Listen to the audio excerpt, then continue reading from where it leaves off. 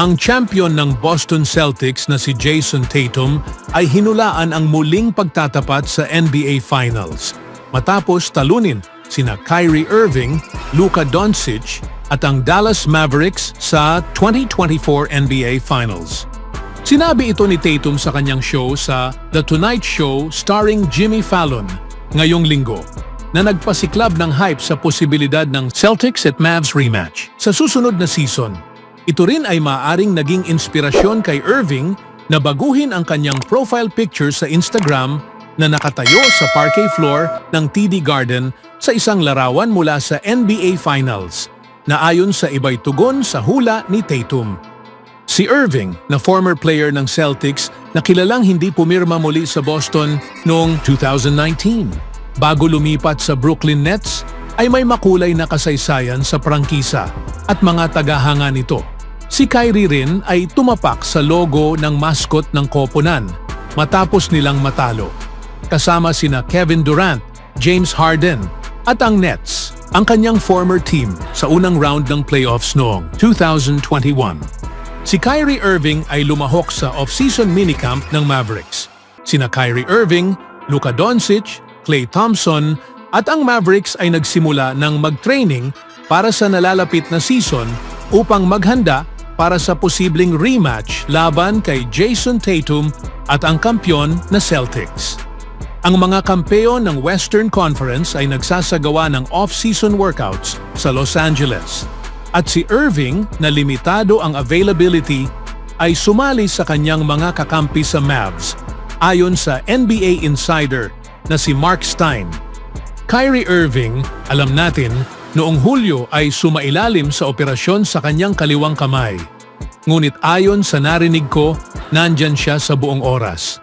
Napakalimitado ng kanyang magagawa, isinulat ni Stein. Sa puntong ito, hindi pa siya cleared para sa full 5-on-5 hoop. Ngunit, sa kabuuan, ayon sa sinabi sa akin, nasa tamang landas siya para maging handa sa oras para sa training camp. Kaya, sa tingin ko, walang dapat ikabahala doon. At syempre, nasa LA ito, kaya ang katutubong taga Southern California na si Klay Thompson ay nandyan din.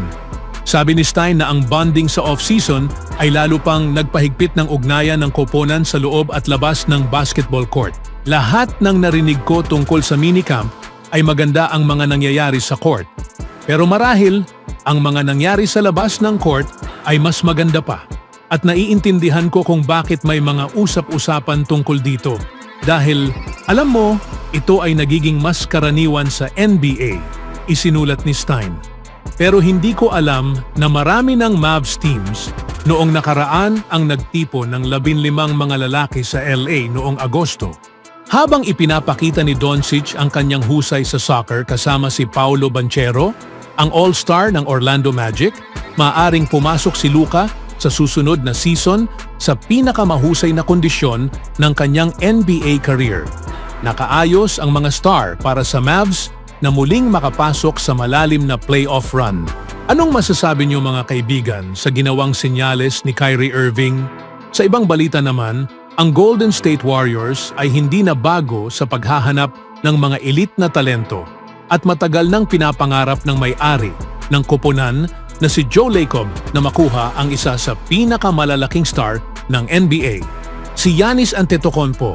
Bagaman nananatiling committed ang 2 beses na MVP sa Milwaukee Bucks, iniisip ni Lacob ang hinaharap kung saan magsasama sina Antetokounmpo at Stephen Curry sa Bay Area. Ayon kay Sam Amick ng The Athletic, ang pangarap na ito ay matagal nang nasa radar ni Lacob. Sa isang kamakailang episode ng The TK Show podcast, inihayag ni Amick na si Lacob ay matagal nang nangangarap na mapunta si Giannis sa Warriors. Bagaman tila malabo ang trade sa malapit na hinaharap, binabantayan ng Warriors ang sitwasyon ni Antetokounmpo, lalo na at nahaharap ang Bucks sa mga katanungan tungkol sa kanilang tsansang magkampeon.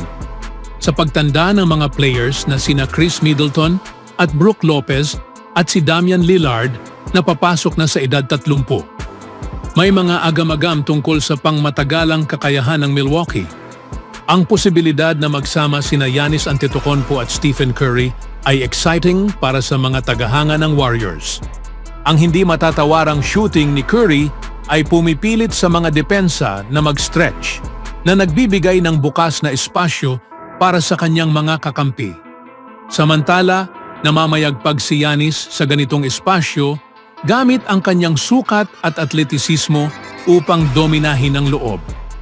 Ang partnership ni Curry at Giannis ay magiging bangungot para sa mga depensa ng kalaban na maghahalo ng outside shooting at malalakas na atake sa loob at versatility sa depensa. Bagaman mababa, ang tsansang umalis si Antetokounmpo sa Milwaukee. Handa ang Warriors na kumilos sakaling magkaroon ng pagkakataon. Habang si Giannis ang long-term target ni Lacob, nauugnay din ng Warriors sa isa pang bituin, ang forward ng Miami Heat na si Jimmy Butler. Ayon kay Sam Amick ng The Athletic, maaaring tiningnan ng Golden State ang posibilidad na makuha si Butler nitong nakaraang summer, lalo na't hindi pa tapos ang kontrata ni Butler sa Heat.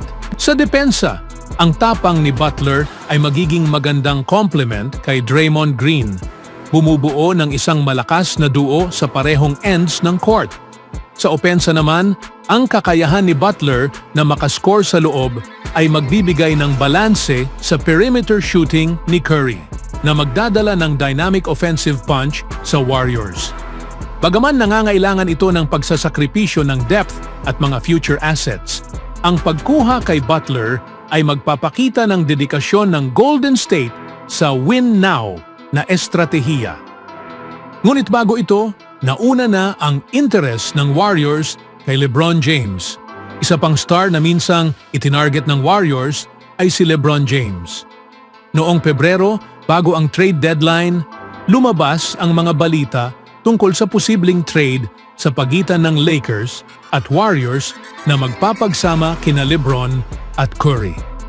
Parehong nahirapan ang dalawang koponan na makuha ang play-in spot noon, kaya't lumutang ang spekulasyon na sinisilip ng Warriors ang posibilidad na idagdag si LeBron upang muling buhayin ang kanilang roster.